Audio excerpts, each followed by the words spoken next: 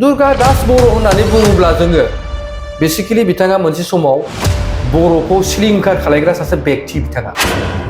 दुर्गा दास बर'आ जोंनि बर' हारिनि थाखाय पेक्टरबो नङा आरो दुर्गा दास बर'आ जोंनि जातिनि मा होनदों बिथाङा मोनसे समाव खैफोदाव खोख्लैग्रा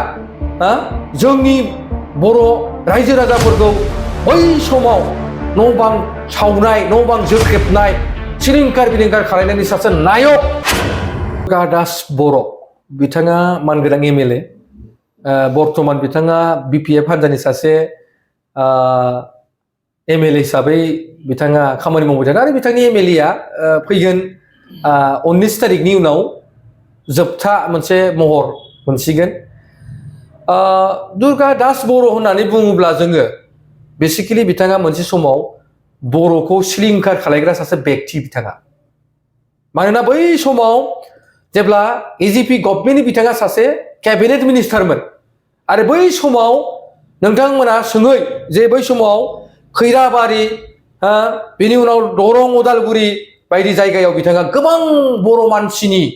न'फोरखौ सिलिंखार बिलिंखार बिथाङा बिथांनि गभर्नमेन्टनि दिनाव बिथांनि मिनिस्टारनि दिनाव जादों आरो बे व्यक्तिखौ जोङो दिनै खुनु रायखांनांगौ प्रयोजन गैया बिथाङा बर'नि थैयानो नङा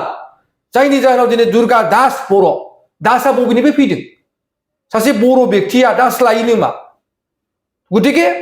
दुर्गा दास बर'आ जोंनि बर' हारिनि थाखाय पेक्टरबो नङा आरो दुर्गा दास बर'आ जोंनि जातिनि मा होनदों बिथाङा मोनसे समाव खैफोदाव खोख्लैग्रा जोंनि बर' रायजो राजाफोरखौ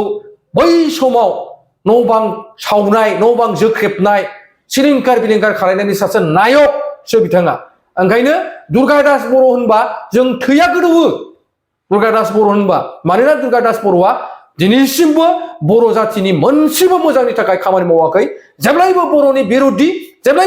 बिरोधि बिथाङा बै दिसपुर बायदियाव थांनानै दिसपुरनि माखासे मिडिया चेनेलफ्राव थांनानै गिदिर गिदिर गालखाब गुवार बाथ्रा बुंग्रा सासे व्यक्तिसो बिथाङा नाथाय बर' जातिनि थाखाय बर'नि थाखाय बिथाङा मा मावदों आरो नोंथांमोना नंखाय सानदोंबा बिथांनि न'आव थांनानै भिजिट खालामनाय जे बिथांनि माने फेमिलिया दख'ना गानगोन ना गाना बिनि गथ' गथाया बर' रायलायगोन ना रायलाया गाव बर' रोंगोन ना रोङा दिनै दुर्गा दास बर'नि सोमोन्दै जों बुङो आरो बिथाङा दिनै मानगोनां हाग्रामा महिलारि सारनि अननायाव दिनै एमएलए जानो मोनदों बियो मोनसे बिथांनि थाखाय भाग्यवान होननानै सानो नाथाय बिथाङा नैबे फैगोन समाव टिकेट मोनब्लाबो खुनु पइन्ट देरहाया आरो बेखौ खुनु बर' जातिया बर' माहारिया बिथांनो भट होआ बे रोखा